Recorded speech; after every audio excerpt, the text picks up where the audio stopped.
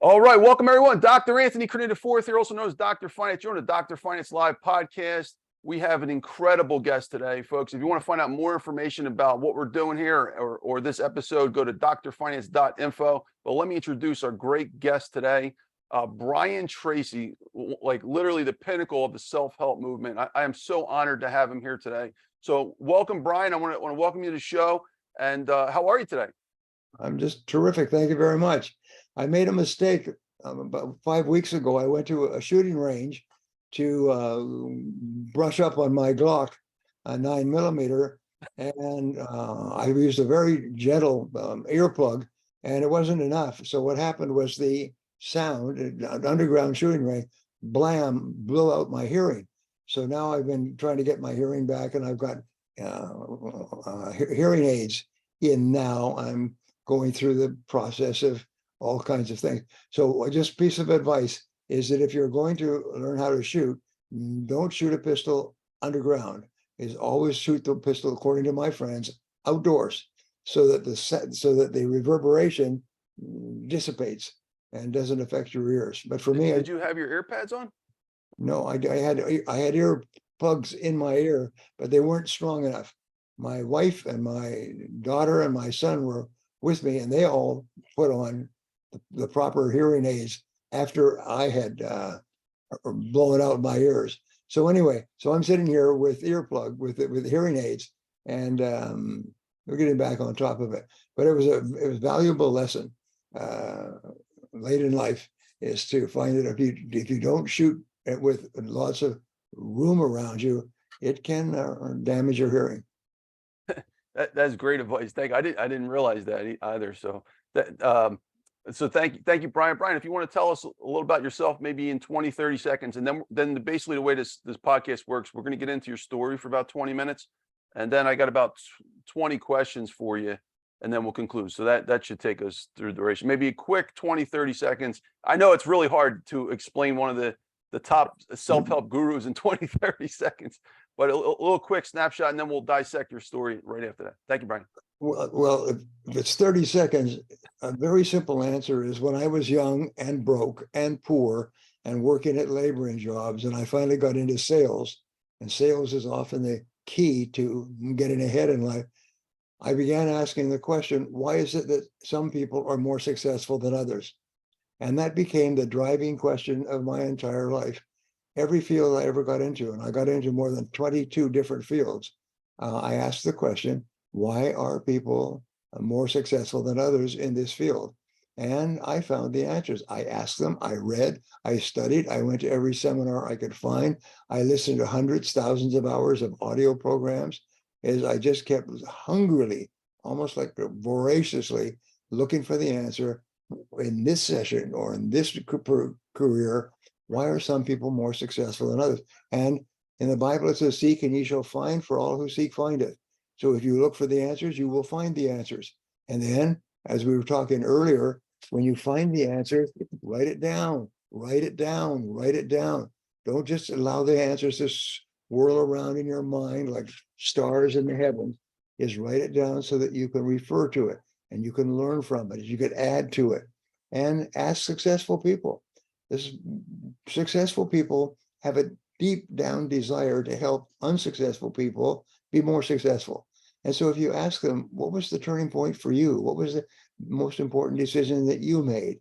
Is if you could give one piece of advice to somebody who wanted to be successful like you, what would it be? And people sometimes have not thought about it, but they'll always give you an answer. And sometimes one answer, one insight can change your life forever. But you have to seek or you won't find. Oh, that's brilliant. Brilliant. Thank you, Brian. I appreciate you. So folks, let me just read real quick. Brian Tracy, some of his amazing accomplishments. He's consulted for more than 1,000 companies. He's among the top speakers in the world today, addressed more than 5 million people in 5,000 talks and seminars through the US and Canada and 82 other countries. He addressed more than 250,000 people each year as a keynote speaker and seminar leader. But one of his biggest things, though, is his books. He's got tons of books. He's traveled. He worked in 120 countries and 6 continents, speaks 4 languages, which is amazing. He's written and produced more than 1,000 audio and video learning programs. That's absolutely amazing. 80 books. He's top selling author of 80 books, translated into 42 languages. So Brian, if you don't mind, let's step back as a youth. Let's get maybe the first 10 years of your story. Where were you originally from, and what was it like growing up over there? Well, I was born in Prince Edward Island during the war, 1944. And the joke at that time was that there was nothing else to do. My father was posted there, and my mother was with him. And there's nothing else to do if you're in the military except have children. So that was how I came into the world. They moved to Toronto for 8 years, moved to Pomona, California for 8 years, and then moved back to Vancouver, British Columbia. And that's where I finished high school. I didn't graduate, but I finished high school, and high school finished with me. And then I went off to see the world for 8 years. And I traveled in that first time about 80 countries. And then later I began traveling as a speaker and as a business consultant and advisor, 90 countries, 100 countries, 110 countries, got up to 125 countries. And I learned languages, essential European languages, French, German, and Spanish, so that I could get along. And eventually I gave seminars in different languages, always with an interpreter nearby. But the learning of those languages and traveling in third world countries was very helpful, life-saving in some cases. And my whole thing has been learn what you need to learn to achieve what you need to achieve. Is the only thing that's holding you back from being more successful in any area is knowledge and skill. So what you ask is, what do I need to learn to be more successful in this field? And then what you do is you put your head down and you learn that subject, write it down, keep notebooks. I never traveled in a foreign country without carrying a dictionary and looking up the words and practicing the words over and over. I remember traveling with two people, good friends of mine, across Africa. And after we crossed Africa, I was speaking French fairly fluently. And my friends couldn't get a cup of latte in French because they never bothered to even raise a finger to learn the language. They became completely dependent on me, which was helpful. So you can do almost anything you want to do if you decide exactly what it is, and then set it as a goal and make a plan, and then just work on it every single day until you achieve it. And sometimes one additional skill in combination with your other skills will transform your life. It'll double your income. It'll move you from rags to riches. It's a most wonderful thing. And there are no limits except the limits that you place on your own thinking.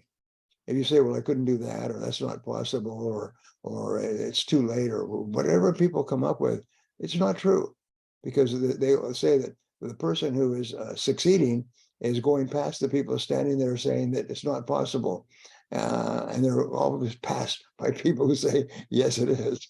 And they just keep smoking, That's awesome, Brian.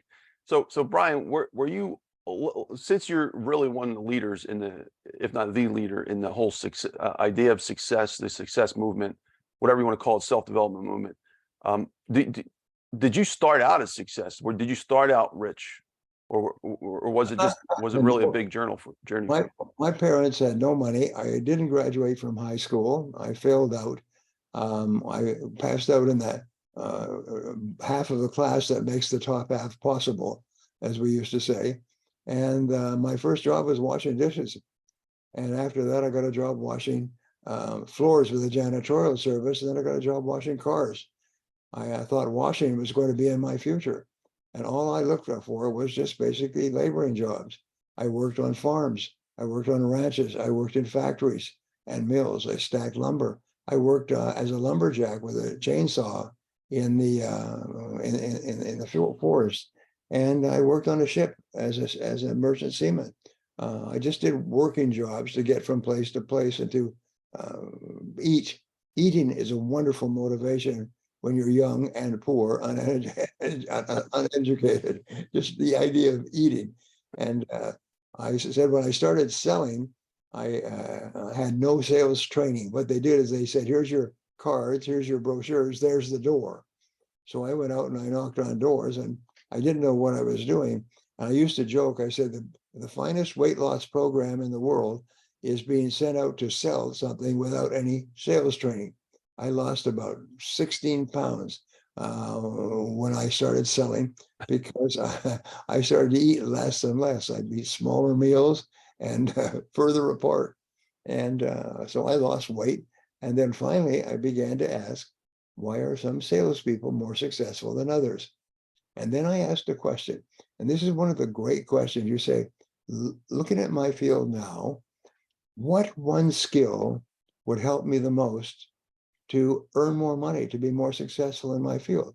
What one skill? If I could wave a magic wand, I call this the magic wand theory.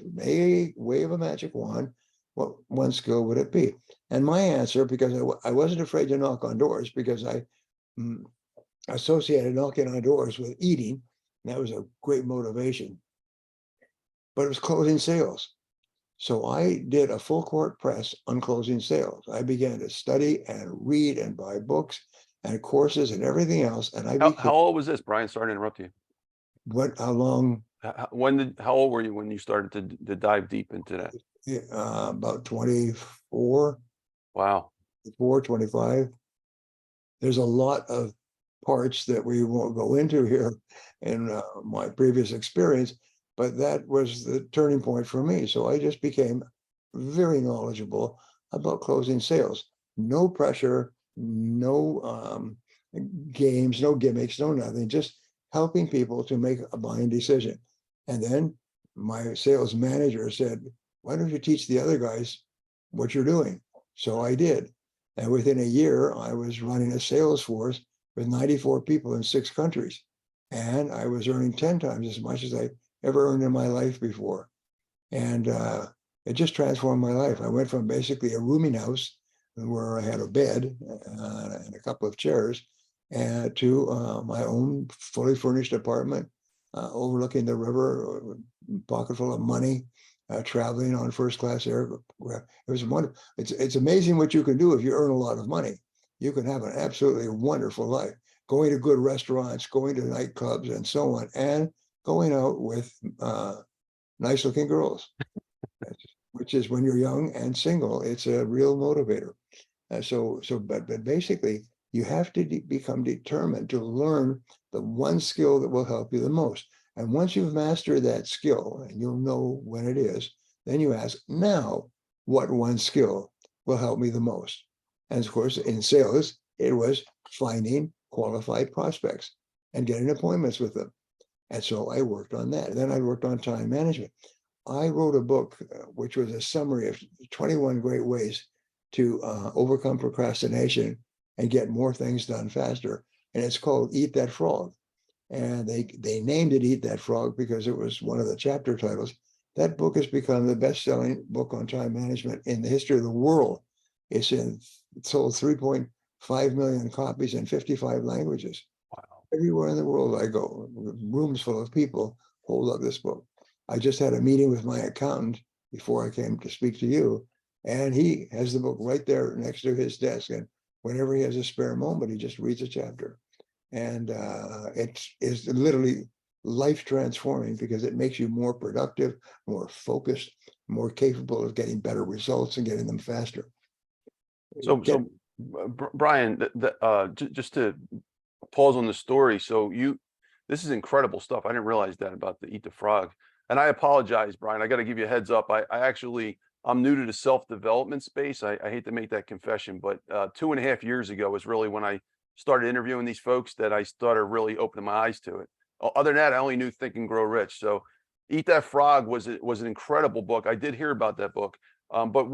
So after you said you dropped out of high school, you had all these jobs, and then you got into sales. What was your first sales job? And then from there, what was your journey like where you actually made that tipping point? Was it a different sales company that you worked for, the original? Well, the first was a company that was selling what we called bonus cards. And what they did is they went out and called on about 100 restaurants and said, give us the right to give a discount to people to come to your restaurant during the week, as opposed to the busy times on the weekend. And so what they did is they said, you paid $20 for this card and have a little book with every restaurant listed, and you got a discount of 10, 20, 30% if you went to this restaurant, say Sunday through Friday or Sunday through Thursday. And I would go from door to door and sell them for $10 or $20, and I'd get a $10 commission. And a person could use it to go to a restaurant and pay for the entire card with one usage. And then from then on, the card lasted for a year. It's a very simple business concept that actually I had come up with, calling on different people. And so after that, I got an opportunity to sell mutual funds. And Oh, really? I was Oh, calling on, my first job out of college was the Vanguard Group. yeah, it's wonderful. And what happened, I was calling on business owners or business people, managers, to sell the bonus card. And so switching to selling mutual funds was not a big deal because it was the same people. Hmm. They had it was a different need. And if I was confident enough to call on them at the beginning, so when I just switched products, I was calling on the same people. And that's where I started to become better and better. But one of the things that I believe in is, in fact, I just read a wonderful article by a doctor, is the oldest practicing doctor in the world, 102 years old, busy 5 days a week. And he was asked, what are your 5 most important recommendations for people who want to be older and successful? And one of them is continuous learning. And it's interesting, every single time I read the success stories of older people, they always say continuous learning, continuous reading, continuously upgrading your skill. Never stop learning and learning and learning. And that's what I discovered very early in life. I just became a fanatic for continuous learning. If you're not reading, I read an average of 3 hours a day. And when I'm traveling overseas, 8 or 9 or 10-hour flights, I spend that whole time reading. I'll learn languages. I'll study the country. I'll study the subject. I mean, it's just quite amazing. The limits that you have are self-inflicted. You limit your own self by not learning the critical skills that you need to be successful. And if you don't know what they are, go to the most successful person in your field and say, if I could learn one skill, which one skill would help me the most? And they'll say, this is what helped me the most. They'll tell you their experience. Nobody can tell you anything except for their own experience. So they'll say, well, when I started off, I was frustrated and so on. And then I learned this skill. I learned this one-liner. I learned this, for example, I've studied and done books and articles on the research on millionaires and billionaires and how they got there. Well, one of the things is that millionaires and billionaires get up early. They get up by 6 a.m. So after that, I decided I would get up by 6 a.m. And you have a automatic clock in your brain. You can say, I'm going to sleep tonight, but I will get up before 6 a.m. And as long as you have a clock there, at 5 minutes to 6, your eyes will go bing, you're wide awake. And you can get up and exercise, start planning, working, taking a couple of lessons and so on. So wealthy people get up early, poor people get up at the last possible minute. Wealthy people get up and they exercise to get their body moving. They read, they rewrite their goals. They plan their day in advance and set priorities. So by 8 o'clock, they are ready to, as we say, they're shot from guns. They're ready to go, full blast. And then when they go to work, they work all the time they work. If you want one little one-liner from this interview, work all the time you work. When you work, work. Don't play, don't talk it over with your friends, don't chat, don't BS and so on. Don't go out for lunch and coffee and breaks and drinks after work. When you hit it, it's like catching the snapped ball in a football game. Take that ball and run for yards and work the whole damn day. If you want to take time off after work, but not in the middle of work. The average person today, and I'm an expert on time management because I've just been studying it for decades. One of the things we know is 50% of working time is wasted. And it's wasted in idle chit chat, wasted time, coffee breaks, playing with your computer, making phone calls. It's wasted. So what you do is you say, I'm not going to waste that time. I'm going to make it pay. So in my book, Eat That Frog, one of the things I say is start off every day by making a list of everything you have to do.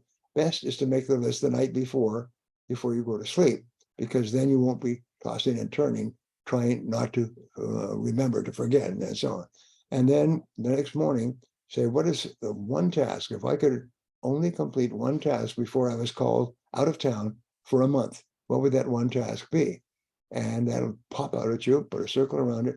And when you start work, first thing in the morning, you hit it on that task and you work on it nonstop, continuously until it's complete. Don't talk to people. Say, look, people say, if you've got a minute, not right now. I've got to get this job done. Not right now. Maybe later. Why don't you go and talk to him or her? Because they have no future. They're not going anywhere with their lives. And they would love company on the trip. And so you see them all chatting around. I remember when I discovered this statistic, people waste half their time. I was doing a talk on a television station. I went into the television station. There were 10 employees there. 9 of them were BSing, sitting around, joking and checking. Not only one was working.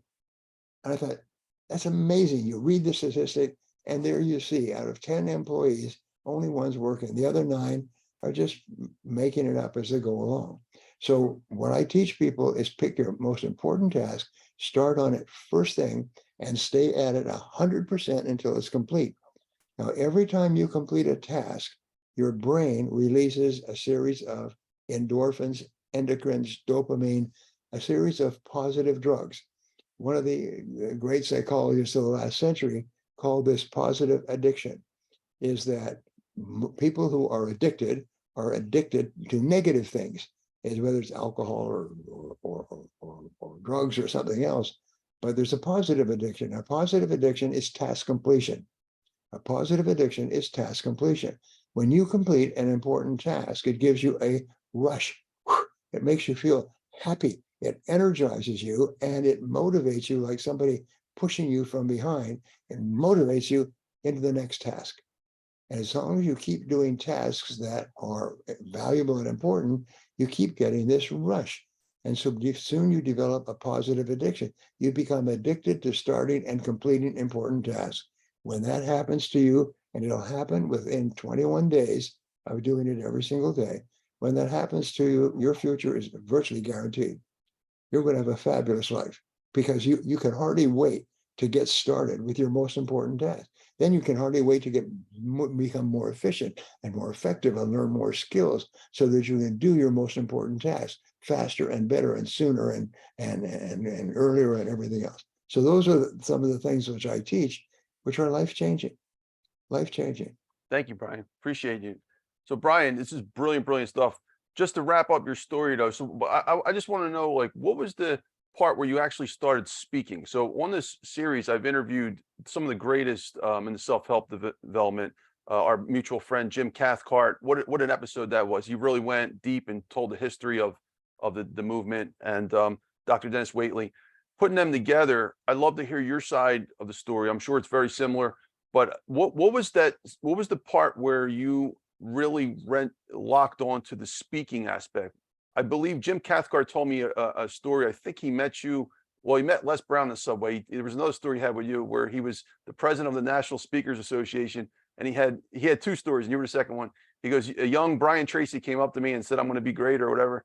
And he's like, "Yeah, okay, kid." And then you became Brian Tracy, the legend. Like, what was that point where you actually like gravitated to the speaking world from sales and then just took off? Well, I heard you say something a little earlier about reading Think and Grow Rich by Napoleon Hill. Now, it's interesting. That was my first book on success. In fact, I have my first book here. It cost 60 cents. My first Think and Grow Rich book, I've got 2 of them. The other one cost 75 cents back in the day. And so I read the book a couple of times, and I was really overwhelmed by the fact that there are proven processes for success. And so that was the starting point. And then And that changed your life. Sorry to interrupt you. That changed your life, I'm assuming. And how old were you at the time? I was 21. It didn't change my life, because in a way I felt it applied to someone else other than me, because I was didn't have a very good job. I had no money. I wasn't going anywhere, but it started to open my eyes to the possibilities. Next thing, Dennis Waitley lives about 10 minutes from here, where I am now, around the corner. As I read Dennis's book, or I listened to Dennis's program, The Psychology of Winning, and I was really impressed with that because I had never heard a success audio program before with all of these great ideas. And since then, Dennis and I have become very, very close friends. I mean, I love him, he loves me, and we share the same ideas, same philosophies. And so I listened to that program, and then I listened to others, and then I started to give a seminar.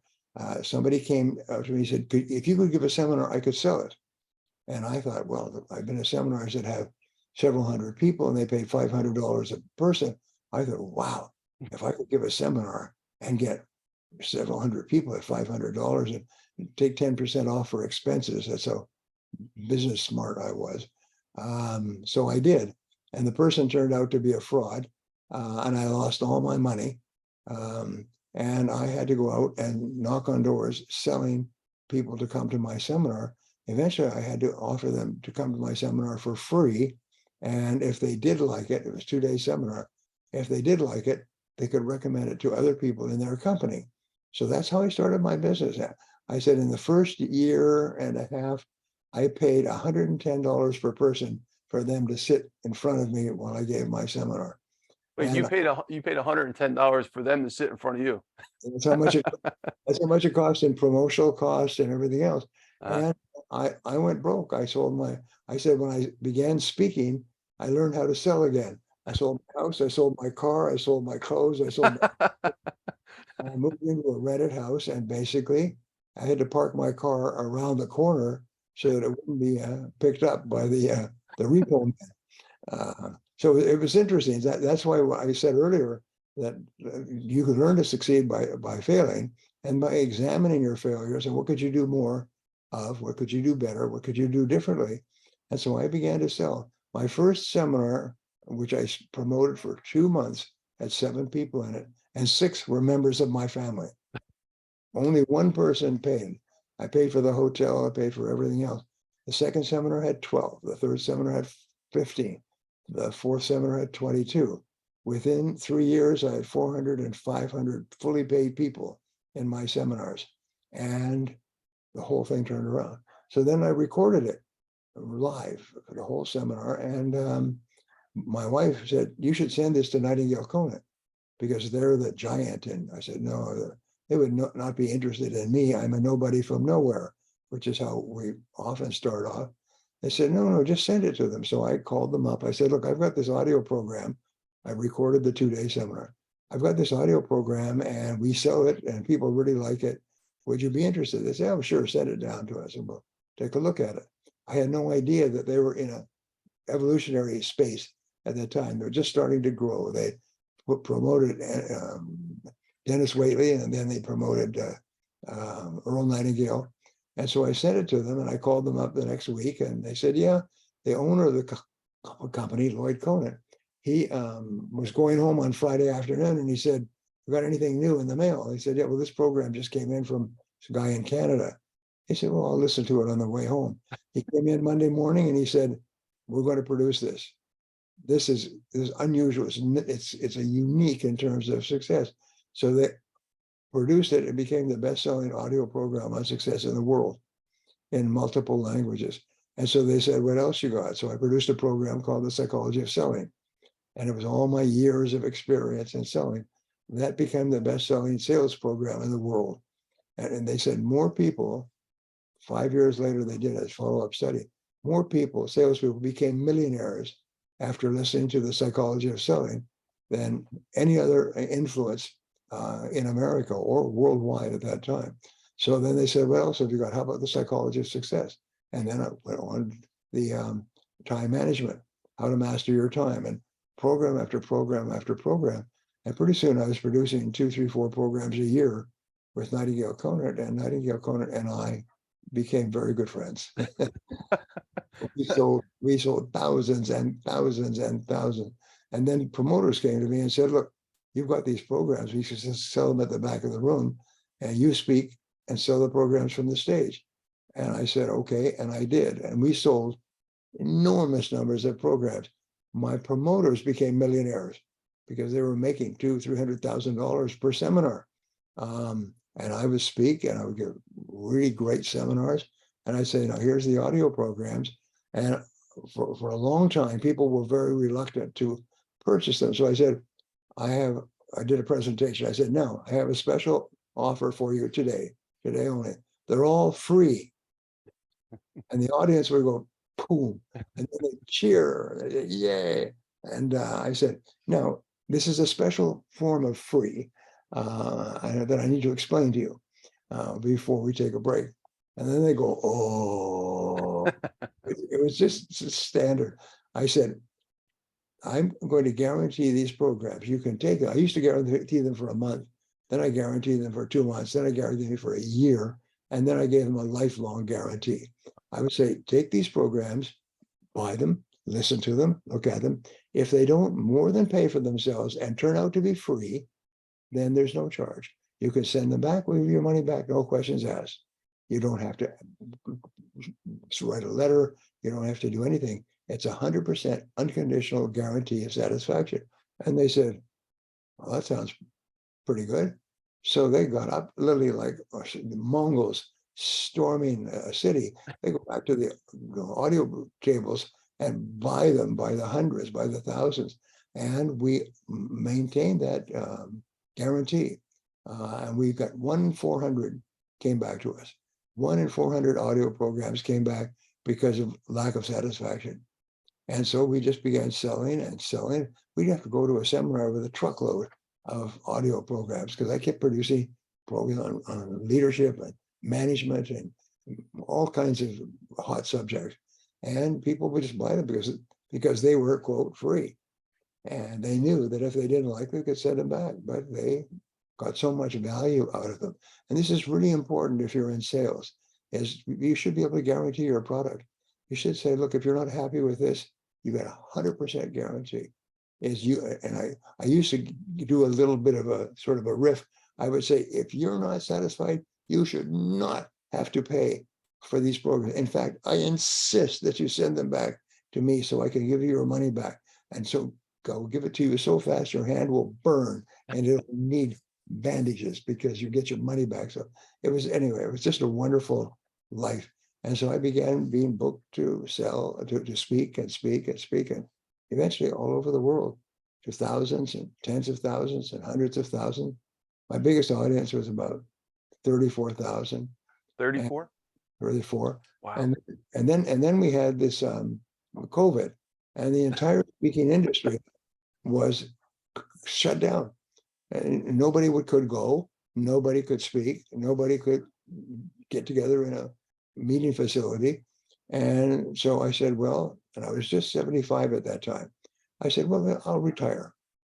This is the perfect time to retire because my speaking industry is gone. And I've already written now about 80 books. I'm now up to 92 books. My goal is 100 before they turn the lights out. And These are actual books that you authored or co-authored, or just strictly authored? There are books that I have written and authored, and I've published them with some of the biggest publishing houses in the world, worldwide. But these books, the 91 books that I have now are all with the biggest American publishers, the biggest publishers in the world. And they come to me.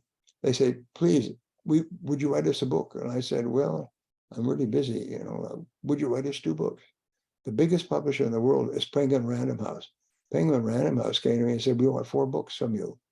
Well, if anybody has ever tried to publish a book, they know that getting a publisher to talk to you is unbelievable. It's like getting a starring role in a major movie. Yeah, getting off the street. that's right. But now the publishers actually seek me out and say, please write us a book, write us 2 books, write us 4 books. And we'll give you $50,000, $100,000 advances on each one. And I said, I remember talking, I said, what subject would you like me to speak on or to write about? They said, well, what you got? And I said, well, I've got a couple of ideas for books. And they said, well, what are they? And I said, this and this. They said, sounds good. Send us a proposal and we'll send you a check. Well, I knew because I teach how to write a proposal to get a book published. So I would send them 2 proposals, and I got a $100,000 check in advance, 50-50, the following week. I published the books, and the books are still selling worldwide. I mean, it's the most amazing darn thing, because you can learn to do this.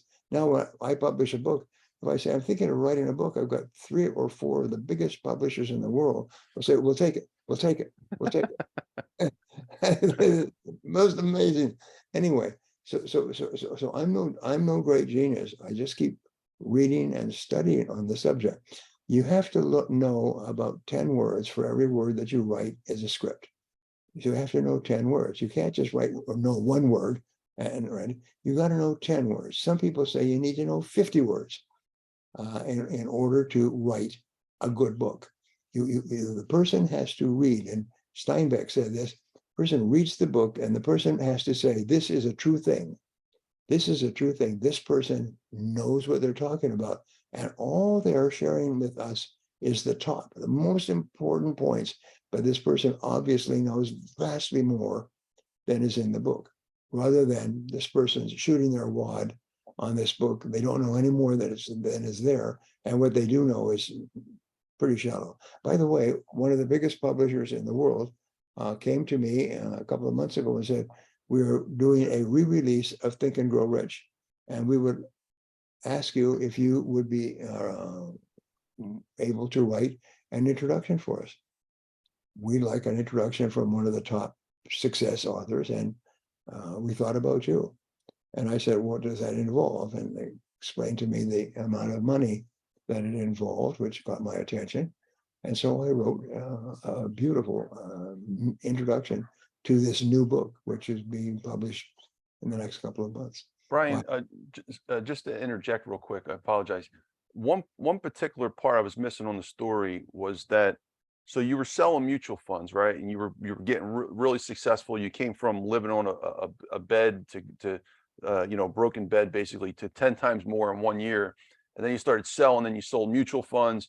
Where was that point where you were doing very well, you're selling mutual funds, to getting into the event business where you first had failed? So somewhere you rose, and then you must have like failed again, rose again. It was like there was these like journeys of win, lose, win, lose, win, lose to get where you are. We're missing a little part of that story there. Well, when I got going, my bosses said, recruit. Whatever you're smoking, you should recruit some people and share it with them. And so I began to recruit salespeople. I put ads in the paper, and I interview them, I recruit them. And if they came to work with me, then I would teach them. I had a little series of lessons. So I began to teach how to sell to my sales forces. And as I say, I had sales forces in 6 countries, and eventually a total of 95 salespeople. And most of them, not all, but most of them became very successful. Today, many of them are millionaires and multimillionaires, because that was the springboard for them. They were able to sell their product or service, first of all mine, and then their own. And so as I began moving around, I would look for a job in sales. I would do well in sales, and then I would start to recruit salespeople and teach them how to do well. And so then, I don't remember, but somebody would say, well, could you come and do a sales seminar for our sales team? It's not your company or your product or anything else, but you're obviously a good trainer. So I did. And so people would hire me. And as I told you, when I first started, very small audiences. But over time, people started to get really good results. The things that I taught them were very practical, very simple, very honest, no gimmicks, no games or anything else. And people not only began to make sales and make a lot of money, but they felt good about themselves. And so they started to recommend me. And then I started to give my own seminar. Instead of spreading myself out, I focused on giving my 2-day seminar once a month. And I'd go and knock on doors. I'd sell for the entire month, and I'd give it on a weekend, Saturday and Sunday. Then I'd start again and start again. And at the beginning, it was very difficult, very difficult. I would have to go to the hotel, set up the room, greet each person, write out the name tags, serve coffee, have them all sit down, give the seminar, call the breaks, serve coffee. did everything myself because I couldn't afford anything else. But I knew that the seminar material was really good. And people now say it's the best. And they thought that Think and Grow Rich was the best. My program, Psychology of Achievement, is considered to be the very best success program in the world. And more people have gone on to become wealthy. I have been hired by 3 billionaires as a private consultant who started with rags and got a hold of Psychology of Achievement and went to riches, and they became billionaires. And they told me they were working at laboring jobs when they got my program, and they transformed their thinking completely. Brian, I'm sorry. Yeah, I just wanted to interject. You're doing great, Brian. I just want to say something. I want to pause on that moment because your story actually resonates with me doing all the things that I did on Clubhouse. I Right? find this really, really interesting. You said it took you 2 years. So, and I relate to this 100%. There was a lot of hard times. I mean, I've been on Clubhouse now over 2 years. I'm like one of the last originals that's still running a stage. And I got to tell you, all of the challenges, the struggles that I had to go through. I mean, there's so many times that I wanted to quit. I would spend a weekend and just I'm done. That's it. I'm done. And I would keep coming back though. And that's why I'm like the last one still there from the original crew. And I got to say, I'm going through everything that you talked about right now. And it's finally turning around. And it's like, wow, 3 feet from gold the whole time. All I had to do was keep being persistent. And you know what? Jim Cathcart said the same story. That's what kept me going, because Jim's story, Dennis Waitley's story, they were all the same as yours. It's like those first couple of years, Jim was saying he did free speaking events for like the first couple, I don't remember, a year or 2 years, and then it was Right. 200, then it was 500, and then it just kept getting more. Tim was like, he was making millions, and then Koning Nightingale hired him too, and it changed in 7 years, I think he said, for him. So it's like you have to keep going. And this is a message for all the speakers on Clubhouse that are doing this stuff. A lot of them are giving up. No, look, if you're a really good speaker, now's not the time to give up. Keep going, right? When you say that, you're going to have days where you get paid nothing. Well, when you're talking, I'm remembering reading something many years ago that said, it's okay to think about quitting. It's okay to talk about quitting. It's okay to imagine quitting and what you would do when you quit and you're starting over something else. That's all right. Just never quit. Talk about it, think about it, debate it, fantasize about it, just never do it.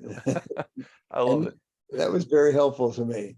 So one of the things that I've taught my children, and it's one of the things I teach my audiences, I say, here's my question. I said, what is the most important skill that you need to be successful in this field? So my average sales audience is about 1,600 people, with gusts up to 2,000 and 3,000, but 1,600 was the average. And so I was, what's the most important skill? And people would mumble and blah, blah, blah, blah. I say, well, the answer is for you to become unstoppable. Actually, I wrote a book on that. I've forgotten it, but I've written a book on it entitled Unstoppable. 2 or 3 other people who have been to my seminar also wrote books called Unstoppable something. Anyway, so it's to become unstoppable. And why is that? It's because once you have convinced yourself that you are unstoppable, that you don't stop, then there's nothing at all in the outside world that can hold you back. I said, so now how do you become unstoppable? Well, earlier in the seminar, we talked about you become what you think about most of the time. It's one of the great laws of success or failure. You become what you think about most of the time, but also you become what you say to yourself most of the time. Again, it's an important psychological fact, is that you can talk yourself into being any person that you want to be with any quality that you want to have. So what you do from now on is when you are out making sales, before you go in, you say to yourself these magic words. The magic words are, I am unstoppable. I am unstoppable. I never quit. And no matter what happens, I will always pick myself up and try it again, but I never quit because I am unstoppable. I have 4 children, and I've raised my 4 children with that one little guidance, is you are unstoppable. You never quit. You may try something different. You may try something else, but you never quit because you are unstoppable. And my kids grow up with this as part of their programming. And I can hear them talking about it. Well, I know one thing about myself. I heard my son David saying this to a friend. I know one thing about myself. He said, I'm unstoppable. I never quit. And I listened and I just laughed because my kids have that attitude. And by saying it over and over again, I am unstoppable. And so I'd have the whole audience. I said, now say it. Say, I am unstoppable. Say it. And so they go, mumble, mumble, I'm unstoppable. I said, no, no, no, no, no. Take your thumb out of your mouth and say it like you mean it. I am unstoppable. So I say, I am unstoppable. Come on, louder. I am unstoppable. One more time, and then the whole audience would explode. I am unstoppable. I said, now you got it. Nothing can stop you for the rest of your life except yourself. And whenever you doubt yourself or wonder, just keep reminding yourself that you're unstoppable until it becomes locked in to your psyche and becomes a permanent part of the way you think. And people have written to me and emailed me and said, this is so simple, to 3 words, I am unstoppable. But if you repeat them over and over enough, you program them into your subconscious mind and you actually become unstoppable for life. It locks in, almost like learning a new word in a foreign language. You now know it and you have access to it at any time. So that's one of the things that really helps people. Thank you, Brian. Appreciate it. Brian, so thank you for sharing your story. And I got, just before we conclude the story and move on to the next segment, doing research on you, I heard you say in one of the former interviews, you had mentioned when you were learning on your way to becoming a success, one of the things that kept bothering you was you would look around and you would see these people that you were smarter than, but they were extremely more financially successful than you, and that was bothering you. And you're like, it's got to be something simple, because if they can do it, I can do it. And I heard that, I'm like, I was totally resonating with you, because I know so many people, in my career, like that I found growing up, that were just multimillionaires, and it's not about like diplomas or any of that stuff. I know I have a PhD and all that, but really it's some of the smartest people I know are they don't have a formal education, but it's about like kind of combining the street and the academic smarts. And some of these folks, they didn't have any of that form of intelligence, street smart, academic education, whatever. They just simply had something, and they were financially successful, extremely.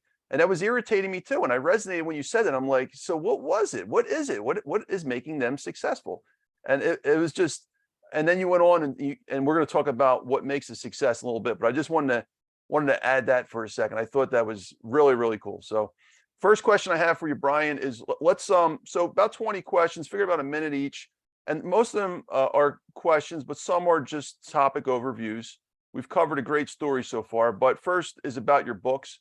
Before we get on your books, I'm going to give a shout out to Eric Berman for making this interview possible. Thank you, Eric. If you want to check out the interview of Eric Berman, folks, definitely do that. We interviewed him about a month or two ago, and it was an incredible interview. Very great, successful story. But can you just summarize your books? We've talked about bits of it so far, but maybe in a minute or less, if you can just summarize your 80+ books that you have. Well, each book is completely different. Each book has been submitted to publishers, and the publishers are really current. They compare my books with each other. And the first thing they ask is, what's the difference between this and this? What's the difference between that and this, and so on. So every book has to be different. It has to have a different theme. It has to have a different development. It has to have different examples, and so on. So it's almost impossible for me to tell you the difference. Is what I do is I say, what is a key idea or skill that a person needs to be happier, more successful, to earn more money, to be more successful in their career, and so on. And then I pick that subject and I do what is called in basketball a full court press on that one subject. For instance, my book, The Psychology of Selling, is mind-blowing. People who have been struggling and struggling and struggling, they're not afraid to work. They're not lazy. They just can't seem to make a living at sales. And then they read The Psychology of Selling and it transforms their life. They literally go from the bottom to the top of their sales force. Their income goes up 10 times. Is now they finally learn how to do it. So I always take a subject and I say that if you learn and master this subject, then, for example, I wrote a book after I began studying called How to Master the Art of Closing Sales. And I came up with 24 closing techniques. I created a book showing everything you do up to the asking for the order, everything you do afterwards. And I taught it as a seminar. Then I recorded it as an audio and video program. And then I wrote it as a book. And it's one of the best selling in the world. It's in some of my books are in 55 languages. Wow. Why? It's because they're practical. Is and they're not complicated, they're not dishonest, there's no tricks involved, just very simple, straightforward thing. You say them, the prospect responds in a positive way, and you make the sale. And so many people have come back to me and said, I couldn't believe it. I struggled and struggled for months, even years in sales, and my sales, after I began to use these techniques, my sales exploded. And today I live in a big house and my kids are in private schools, and I attribute it to learning those critical skills. So that's what's been helpful to me, is you can learn anything you need to learn to achieve any goal you can set for yourself. My favorite word with regard to this is clarity. Clarity, clarity. You've got to be absolutely clear. What is your goal? What do you want to achieve? Where are you now? Where do you want to go? How will you know that you are making success? How will you measure your success? And so on. Is that you've got to be clear. And if you're clear, then your subconscious and superconscious mind will begin to work for you 24 hours a day. They'll begin to drive you towards your goal and begin to attract your goal toward you. Thank you, Brian. It's brilliant. And I have to mention this. Eric told me to. I have to give this link here, folks, special for our listeners here. So it's www.briantracy.com / Dr. Finance. It's DRFINANCE. Okay. And I'm going to put it in the description section as well. But if you click that link, there'll be a special that Brian's team is offering. So again, briantracy.com / Dr. DR Finance. And that's it. Click that link and they got a whole bunch of stuff set and ready for you to go. Thank you, Brian. Appreciate it. Next question, real quick. I just wanted to just talk about, maybe for a minute or less, you had a show. And this, I thought this was pretty cool. I dug this up from the past, the Brian Tracy show. You want to tell us about that? I, have done so many of these things that I need a little bit more information to be able to answer your question. Oh, okay. Different shows. I've done that on the one that you were talking about, but what would that be? I don't know. I found some videos and it had at the bottom, it said the Brian Tracy show. So I don't really, you were interviewing some people, so I'm not really sure. But I thought that was pretty cool. It must have been one of those things that seemed like a good idea at the time. Okay. Thank you so much. I thought that was interesting because that's why I made it a question, because Les Brown, when I was interviewing him, I found he had a Les Brown show. And I noticed a lot of folks that go through this journey at some point have their own show. It's just an idea that pops up, kind of like this thing here. Like I never expected to be a podcaster. I was a professor for 10 years. So, but it just happens through the course of this evolution, I guess. And Anthony, what was your subject that you were teaching for 10 years? I taught every kind of finance subject you could think about, undergrad to graduate, from real estate finance to finance capstone classes, personal finance. I was the guy they sent the classes to that no one else wanted because they were too complicated or boring or whatever. And I'm like, all right, fine, I'll do it. I just wanted to challenge myself, and challenge my theories in my books. So, well, good. Thank you so much, Brian. Brian, next question, and this is just a super quick question, but I heard in another interview you had mentioned the concept of X to 10X. Now, if you can explain that real quick. I read a book. Jesus, top of my head. It's Peter Lynch, One Up on Wall Street was the first time he was the guy who was the mutual fund guy for Fidelity. No, Peter Lynch very well. Okay. So one of the things he talked about in that book, I remember first time I read was baggers. He called them baggers, 10 baggers, 100 baggers. Basically, it was the concept of X these days. They didn't really say it too much. other than Grant Cardone's 10X, your interview, and this was an old interview I dug up, you had mentioned the concept of X to 10X. I think this is way before Cardone actually. So, and this was after Peter Lynch. So there, I see this evolution of the concept going from baggers to using the words X and then 10X. Was where did you get that from? So is X to 10X? Well, I told you I read about 3 hours a day. I've read and studied about 150,000 hours in my career. I've read about 6,000 books, and some of them several times. So for me to pinpoint the exact time and space, I can't. But to X to 10X was a very simple concept. Imagine that what you're earning today is X, and that what you're truly meant to earn is 10X. So if you're earning $10,000 a year now, you're really meant to earn $100,000 a year. So ask yourself, what would be all the things that you would do to go from X to 10X? Just think, what would be the first thing that you might do? What would be the first habit you would develop? What would be the first book you would read or course you would take or something? And write it down, write it down. Remember, if you don't write it down, it has no impact on you. And just keep thinking X to 10X, X to 10. So start thinking about earning $100,000 a year. I remember I used to think of earning $10,000 a year. When I was 23, I earned $14,400. $14,400 for the year. And the way that you can tell is the amount you declare on your tax forms if you don't want to go to prison. So I set a goal to earn 10 times that amount. And I gave myself 10 years. From 14,400 times 10 would be $144,000. And I did it in 5 years. And so I set a goal to do it again 10 times, from 144,000 to 1.44 million, which I did in 5 more years. So from the time I started with X, $14,000 to 1.4 million was 10 years. And then I did manage my time, started earlier, learned the essential skills, worked harder, persisted longer, and so on. And it was really quite astonishing. I thought I'd have a very slow, gradual climb, and it would take 20 years to get there. It took 10. So then I began to teach other people the same thing. Here's what you do every single day. And there's a formula for it, where you start 7-step formula. Just use a 7-step formula every day, and you'll increase your income by approximately 25% per year, which is approximately 2% per month.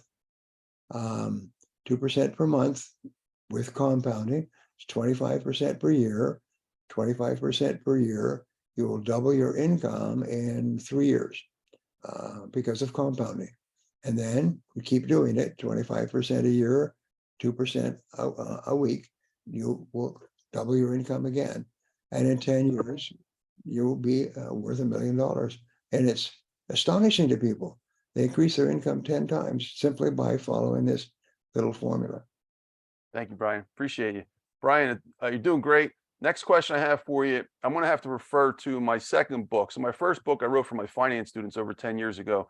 It was called The Necessity of Finance. The follow-up book was the next year, was called The Most Important Lessons in Economics and Finance. I had 208 principles of time-tested principles. And this was principle 26. I'd love to hear your thoughts. It's called it says, the greater they are, the harder they failed. So the greater they are, the harder they failed. The harder they fail, is the word? Well, that's because often people who start off behind the 8 ball, if you like, and somehow achieve great success. They lucked out, they joined the right company, they sold the right product, they got into the right field at the right time. But in their heart of hearts, they feel like an imposter, the imposter syndrome that you've heard about, which is extraordinarily common. It's people who started poor and who are now successful, but they succeeded too quickly, feel that they're going to figure me out. They're going to find out that I'm really not this good. They're going to catch me. It's only a matter of time. And then walk around with a feeling of foreboding that like they have a great secret and somebody's going to find out you're just not as good as they think you are, and you'll lose it all. And it's astonishing how many people go from rags to riches and back to rags again, until you finally reach the point that I am a thoroughly good person. Sometimes I will say this to my audiences. I would say, I want to tell you something quickly before we go on. And they all listen because they know by this time I'm not going to waste their time. I said, you are a thoroughly good person. Is nobody can speak to you in a negative way because you're a good person and you're selling a good product, and you're selling a good product that will help people improve their life or work. And so remember that. Just say, I am a thoroughly good person. And then I would teach them the three perhaps most important words in human performance. The words are, I like myself. I like myself. I like myself. When you say that, your self-esteem goes up. Your self-confidence goes up. Your feeling of value and importance goes up. And so you keep saying that over and over again. I like myself. I like myself. I like it. And I am unstoppable. By the way, I am unstoppable. And when you start to say these things to yourself, when you achieve success, you feel, I deserve this. Remember, a feeling of undeservingness underlies all negative human emotions. All negativity about a person is when they don't feel that they deserve the good things they have in their lives. And so what they do is they engage in behaviors, drive it out of their lives to get back to equilibrium. And so what you do is you remind yourself, I am a thoroughly good person. And so therefore, I treat my customers well, and they should treat me well. Is nobody can speak to me in a negative or disparaging way as a salesperson, because I'm a thoroughly good person, and I'm offering a good product and a good service that will help people. And this is how you think about yourself as a sales professional. You carry yourself like a thoroughly good person, because you are a thoroughly good person. Now, it's an interesting thing. When I say this, the whole audience goes dead silent. And they just look at me. And I look at them. I go back and forth, and I look at them carefully. And they're looking at me like, is he talking to me? Is he talking to me? Is he talking to me? And I said, just remember that. Just say, I like myself. I am a thoroughly good person from now on. And your sales will go up and up and up, because you'll have complete confidence. And they do. And they say afterwards, it changed my life. I was at a big conference, 2,500 people in Washington a month ago, 2 months ago. And a gentleman came up to me and he said, you're Brian Tracy. I said, yes. Big crowd, very highfalutin audience, by the way. And he said, you changed my life. You made me rich. You changed my life. You made me rich. And I said, really? How did I do that? And he said, well, I read your book, and then I did this, and it changed that, and I stopped doing. And I mean, they just want to talk. They want to share what they did. And I took a picture with them and shook hands and everything else. My wife was with me. And as it happens, I've heard those words 1,000 times. You changed my life. You made me rich. And what was it that made you rich? And it's this or that or something else from a book, an audio program, a seminar or something. It was just one thing that caused the nickel to drop. They go, wow. And from then on, they started to see themselves differently and to do things differently. And they went from basically struggling and worried about money every month to becoming wealthy. And so it's a wonderful thing. And sometimes just one idea can transform your life. Thank you, Brian. Brilliant share.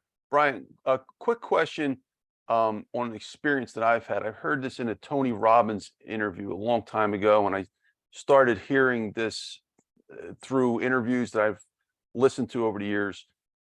So I don't know if we know too much about me, but I grew up in the rough city of Philadelphia, and I had to go through a lot of stuff to get where I'm at today. One of the things I noticed that as I started to do different things, get books and become professor and all this stuff, overcoming challenges, as the ladder was being climbed, certain friends started to drop off. Now, I pride myself on my family and my friends. And for me, they're at the top of the list. I have to, I'm just a loyal person and want to make sure I help my inner circle. So it really hurt me over the years when certain friends would just drop off and I didn't do anything. We didn't fight or anything. Like, for example, one friend, my first book I had, we're real close, and all of a sudden he's like saying things about me, about my book. Oh, you write books now. Okay. And then he just stopped calling me. And this is weird because I noticed this over and over again as I went up. And then I thought it was just me. I'm like, what did I do wrong? But then I heard the story with Tony Robbins. I heard a story from Brendan Burchard, and this theme kept popping up over and over again. And then Jim Cathcart told me his story, and I'm like, wait a minute, is this normal? Is this fear of success for real? Is this a real thing? So I'd love to hear your thoughts on the following question. Is it normal for close friends to fall off when you become extremely successful? Well, there's a thing in psychology, and I'm trying to think of what it is, but it's a conflict of visions. Is your vision when you were friends at the beginning was that you were average. You're both average, and so you had a nice friendly relationship, not challenging or anything else. And then you started to move ahead and started to move up and started to be more successful. Well, they didn't. They stayed at the same level, and so you became a threat to them. Not consciously, they would never say you're a threat to me, but they would find that you are no longer interesting. Before, you had a lot in common and you joked about these things, but now you don't have a lot in common because you're going somewhere, and they feel a little bit resentful. They feel a little bit inferior. They feel that the very best way is not to get better themselves, but just to move on. And that's what happens over and over again. The people that you started off with will not be with you as you start to become more successful. You'll change them with other people.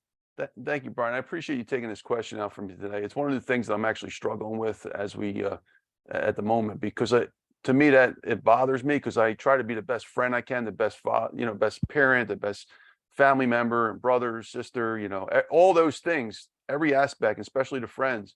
So when someone does something and I didn't do anything, it's just odd. And then I recognize this pattern. Hearing a successful guru like yourself explain it that way, I know it's not me. It's just the process. Yes. Right. Yes, it's a price you pay. It's that you will leave people behind. Thank you, Brian. All right. So Brian, real quick, can you define success? So in one sentence, what is success for you? Can you fill in the blanks? Success is. Well, success is knowing that you have the ability to achieve the goals that you set for yourself. You have this confidence that whatever I decide to do or be or have, I can do it. And I may not be able to do it overnight. Sometimes it'll take weeks or months, maybe years, but I know I can do it. And this usually comes from your parents. Like, I've learned all this before I had children. So I always tell my children how good they are and that they are destined to be extraordinarily successful with their lives. And I tell everybody that. I tell my audiences that. And I talk about everyone has self-doubts. However, you can overcome the self-doubts by writing down goals and talking to yourself in a positive way and saying things like, I am unstoppable. And eventually what you do is you step up, I say, to the computer of your own mind and you reprogram it so that basically you think positive, constructive thoughts all the time. And that just becomes your way of breathing in, breathing out, and reacting to the world.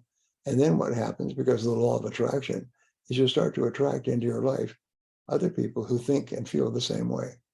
And you'll start simultaneously, because of the law of repulsion, the flip side of the law of attraction, you'll actually repel out of your life people who don't think the way you do now. And this will happen throughout your life, unless, of course, you don't change. If you don't change, then you'll be with the same people, and a lot of people with the same people all their lives. But if you start growing and becoming more and better, more of what you're capable of being, then you'll start to attract a different type of person, and you'll have different conversations, and you'll talk about different things, and you'll read different things. It's a wonderful experience. Brian, brilliant response. What is the greatest lessons on success? Can you sum that up in like a minute or less that you have accomplished, that you've learned over the years, from interviewing people, from rubbing noses with the most successful people, rubbing elbows. I don't know why I say rubbing noses, but you know what I mean. Being around the most successful people on the planet, and your experience, your research. What are the top lessons of being successful? The most important of all is written goals. So what I do is I give people an exercise. I give it several different places in my work. Just take a pad of paper and write down 10 goals that you'd like to achieve in the next year or so. 10 goals in the present tense. Write them: I earn, I do, I walk, I climb, so on. Write them as though they were already a fact. Your subconscious mind can only accept a wording that is couched in the present tense. And then what you do is you look at this list of 10 goals and you say, if I could only accomplish one goal on this list, which one goal would have the greatest positive impact on my life? And you put a circle on it. And then you write down 10 or 20 things that you could think of doing between now and the end of next year to achieve that one goal. And then you just work on that one goal all the time. And the most amazing damn thing will happen is you'll step on the accelerator of your own life. Your self-confidence will go up. Your self-esteem will go up. You'll feel happy about yourself, and you'll start to make progress on all your other goals simultaneously. It's so simple. Write down 10 goals, select one, make a list of everything you could do to achieve it, and then work on that one goal every single day. And you'll transform your life completely. Everybody who ever does this is just astonished at the power that a single goal can have. And my new book, The Absolutely Unbreakable Laws of Money and Success, explains this in great detail. Thank you, Brian. Brilliant, brilliant response. Brian, two more questions on success, and then we'll pivot to the temple questions. So how does the successful stay successful? So you taught people how to become successful. Most of them are starting out from the bottom, or an average person, whatever that means, right? But how about people that are like you? How does successful people stay successful? Now, in the almost 3-hour interview I had with Dr. Dennis Waitley, we talked about a concept of irrelevancy. Eventually, everyone becomes irrelevant. Even Elvis. I mean, go to the biggest names in history, Jesus. I mean, they're still there, but eventually their names get faded through history. So how do we keep? What's the lessons? What's the successful lessons for the successful? How does the successful stay successful? And maybe you could apply it to yourself as well. How do you continue to stay successful? Just because of nature, I'm going to have to take a 3-minute break, and then I'll answer the question. All right, folks, we're back. We took a little break, but real quick, I forgot to mention real quick. So this is the 13 Steps to Riches book with Eric Swanson. I'm also a co-author now, Brian, too. This is an incredible book. Check this out. This is volume 9 out of 13 books for Think and Grow Rich, 13 Steps to Riches. Check it out. Brian, so we were finishing up the question about what is for successful people. What are your tips for them to stay successful? Maybe in a minute or less. I would say keep increasing, keep raising the bar on yourself. Is whatever you've been successful at is an indication of what you can even be more successful at. Remember, there are no people who are geniuses who can be successful at everything. So the fact that you're successful means that you have a particular set of knowledge, skill, qualities, behaviors, past history, background, contacts, and so on. So what you do is you compound on those. You say, okay, I've achieved this much. What if I was to achieve 50% more? What number would that be? Always write the number down. And what would be the first thing that I would need to do starting today to achieve that higher goal? So you don't have to set 10 times or 100 times your goal. Just set the bar a little bit higher and set the bar a little bit higher. And this is what all top athletes do, is they become good at a certain level, and then they become better at a higher level, and better at a higher level, or faster at a faster level, and so on. So that would be my recommendations. Just take it a step at a time, but never stop growing, never stop becoming better. Brilliant, brilliant response. Thank you, Brian. All right, Brian. So now we're moving to what I call temple questions. These are questions I've asked on every one of the guests on this podcast, from Brett Favre to Dennis Waitley. These are really super quick questions. Figure about 10 seconds each. So first one is, can one book change the world? No, because people are different in a bunch of different ways. Somebody could read a book and change their life completely. Another person could read the same book and get nothing out of it. So therefore, that's why there are so many books. And what you have to do is ask for advice. What's the best book you've ever read? If you could recommend only one book to take to a desert island, what book would it be for you? Whenever anybody asks me that, I say, well, you have to pick a subject. Is it on economics? I would say Human Action by Ludwig von Mises. Is it spiritual? Then I would say the Sermon on the Mount by Emmett Fox. Is it on personal success? Well, that would be something else. Is it time management? So pick the subject and say, what's the one book that had the greatest influence on you? The one that you still think about. And for each person, it's going to be different. Thank you, Brian. Next question, in maybe about 10 seconds. What role has networking played in your life? Has networking been very important in your life? I have never been a networker just because of the nature of my traveling all the time. However, my friendships, like with Dennis Waitley and with Eric Berman and others, have been some of the richest parts of my life. And knowing these people and them knowing me and sharing advice and ideas has been very precious for me. And so that's important. Thank you, Brian. Next question, as an extension of that, is mentoring important? And who were some of your mentors? Maybe about 10 seconds. Well, I don't have mentors per se, but I've had people in my life at certain times who had a great influence on me. Perhaps the greatest was a man named Dr. Charles Allard. And Dr. Allard built a fortune of $750 million. He was a surgeon with a degree from the Royal College of Surgeons in London. And he found that he had a sense for business. And I went to his company many years later, and I had a shopping center. I had put it all together. I had all the numbers. I had everything. I just didn't have any money. So I went to his company. I said, if you'll put up 100% of the money, I'll give you 75% of the shopping center. And I'll build the whole thing out. I'll lease it out completely. I'll give you to turnkey. And if you will put up the money. And they went through a whole lot of things, and they finally said, yes, they would. And they did, and I did. And he said, I like you. I like the way you work. Would you come and work for me as my personal assistant? And that was one of the greatest experiences of mentoring I ever had in my life. To this day, I'm still influenced by just being in the presence of a great, great financial and personal genius. So sometimes a mentor may be somebody that you work very closely with, maybe somebody you see once a year, but it's somebody who you're under their influence. Thank you, Brian. What are your favorite financial books? Maybe just 2 or 3. And I'm including money, investing, business. Top 2, 3 books you ever read. I'm sorry, I do not have a single book. You can see behind me all these books.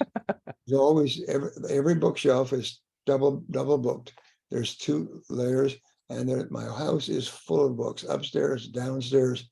There's so many of them, and I've read most of them, by the way. And I cannot pick one. Sorry. This is your office, by the way. I mean to ask you that. There's a lot of books behind here. Yes, there are, and on the side and behind you, and so on. I fell in love with books as a boy, as a child, when I was 4 or 5 years old. I don't even remember when I learned how to read, but I used to go down to the drugstore around the corner when I was 5 or 6 years old and read comic books. And one after another, I'd read comic books so I could see the picture and the words, and the picture and the word. And eventually, by the time I was 6 or 7, I was a fluent reader in any subject that interested me. One of the things, by the way, quick aside, is successful people read the biographies and autobiographies of other successful people when they're young. This is a piece of research that's been repeated over and over. What did you read when you were young? I read about generals, and I read about business people, and I read about Rockefeller, and I read about sports. They read about people who are successful. And as a result, they programmed their own mind to become like one of those people when they grew up. Wow. I agree with that too. I was one of those too. There's so many great people to study if you want to emulate them. So thank you, Brian. Brian, next question, real quick, super quick question. Do we need money to survive? Now, it may sound like a nonsense question, but common sense is not common practice. So what do we need money to survive? Well, money is really a measure of your contribution to other people. And so therefore, we need to contribute to our world. We need to contribute to others. And money is the way that we are rewarded. So the more money you earn is the more contribution you're making them, the more positive effect you're having in the lives of other people. Entrepreneurs always start off with an idea to please people in some way and better than their competition. And so, yes, we need money, not only just to have a good life, but we need money to be valuable and worthwhile to ourselves. People who earn a lot of money, again, reading Ludwig von Mises and economics, what he basically says is that when you earn money, the amount that you earn is the amount of your contribution. And the opposite of profits is losses. And so where there are no profits, is no future for you, your business or industry or anything else. So the more profits you have, it means the more people you're satisfying, the more people you're helping, the more people whose lives you're improving. Who's the biggest entrepreneur not alive anymore today? It's Steve Jobs. Steve Jobs' company just hit $3 trillion, $3 trillion. And it was bankrupt in 1997. It's now a $3 trillion company. It's bigger than anybody's ever dreamt of in the history of the world. Why? It's because he had this idea of combining everything that could be done in a handheld phone into one phone. And he didn't have the technology. The technology was very complicated. So they looked around the world. Their biggest producer of handheld telephones was Nokia. Second biggest was BlackBerry. And so they went and they found that Nokia had developed an all-purpose phone that had radio, television, pictures, music, and all of these things. They developed the technology. So they went to them and said, what are you going to do with that? They said, nothing. They said, we're already the masters of the world. We have 49% of the world of handheld telephones. We're not going to mess it up with something like this that people won't buy anyway because it's too complicated. He said, can we buy it from you? Sure. We'll make you a license deal. You just pay us a license fee for every one you sell, but you won't sell very many. You'll probably go broke. And they were almost broke anyway. The story is wonderful. So they bought the technology from Nokia. Within 5 years, they were the biggest in the world. Then Nokia was gone. BlackBerry was gone because he had this idea that people want a phone that will do all these things at once. And they kept bringing Steve Jobs the phone and the advanced version and so on. And he kept saying, I don't like it yet. It's just, but what's wrong with it? It's nothing like it. It's the best. He said, I don't love it yet. I don't love it. He held the phone. He said, I don't love it. He said, oh, I don't love it. The customers won't love it. So then they finally brought him back a version with rounded corners. And he said, I love. This will sell. The rest is history. Biggest company in the history of the world, $3 trillion. And 90% of people who own these phones are going to buy another one and another one and another one, which means that this phone and Apple will be the biggest company in the world forever. Think about that. That's a beautiful story, Brian. Appreciate you, man. And just as an extension of that, is finance necessary? So finance, the subject of finance. So you said money is necessary for survival. You agreed to that. So is finance necessary? The learning about how to manage your money, stuff like that. It absolutely is. It's the same as nutrition. It's the same as physical health. It's the same as relationships and getting along well with people. It's the most important thing in the world. Before my first child was born, Barbara and I read 30 books on how to raise happy, healthy, self-confident children, 30 books. And we practiced them all the time. Our children were our petri bowls, petri dishes. And we treated them as though they were the most important people in the world and treated them like that 100% of the time, all their lives. And our children have turned out to be extraordinary, high self-confidence, friendly, successful with other people, hard workers, honest as the day is long. Yes. So therefore that you need to learn how to raise children. This is a skill that nobody is born with. You need to learn how to use money, where it comes from, how it's generated, how to increase it, how to save it, how to acquire it. You need to understand the intimacies of money. This is why I wrote my book, The Absolutely Unbreakable Laws of Money. Because if you don't know these laws and principles, you'll do something right and something wrong, and something right and something wrong, and something right. And what happens at the end of the day, you're right back where you started. You haven't made any progress at all. Yes, study money and ask people like you asked me, what's the very best book on money, on financial success you've ever read? And they'll start off with mental books, books that teach you how to think like successful people and write down your goals and make plans and upgrade your skills. That's where you start. Then you get more intricate into the whole field of finances you did in your life. And it's very important, very important. You wouldn't try to cook a complex meal without understanding food and recipes and kitchen utensils and so on. You wouldn't expect to be financially successful without understanding the intricacies of money.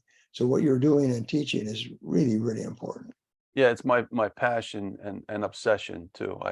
When I wrote my first book, it really clicked to me how important the subject is. It's called The Necessity of Finance, and I'm like, I can't get off this. It's got to be my mission for life. So thank you, brilliant response, Brian. 3 more questions, and I got to respect your time. So 3 more questions, and we'll wrap it up. Quick questions: how important is having a purpose in business? / what is your purpose? Well, my purpose is to make the greatest contribution I can to the greatest number of people.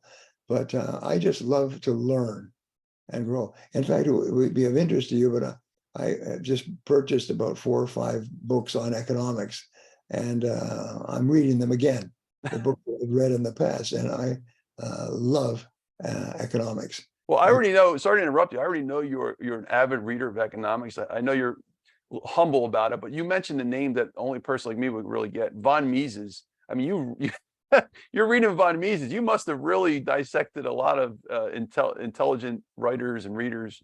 I'm sorry, writers in that field. So you probably, and plus you're around a lot of wealthy, very smart people too. So when I was young, in my early 20s, I went to work for a company that sent me on a course, and I was sitting and I joined a book club, and the book club gave me this book called Human Action by Ludwig von Mises. And so I took the book with me on this trip. It was 1,000 miles away. I'm sitting there, there's nothing on television. So I decided I would just start reading this book by von Mises. I'd never read a thing on economics before, and it changed my life forever. I can remember it was October 3rd, 1971 or something like that. I could still remember sitting in that room beginning to read. Here, I'll show you something. I could show you the original because I've got the original here, but my wife bought me a gift for Christmas a couple of years ago, and it was the latest version of the book. wait, so von Mises changed your life more than Think and Grow Rich?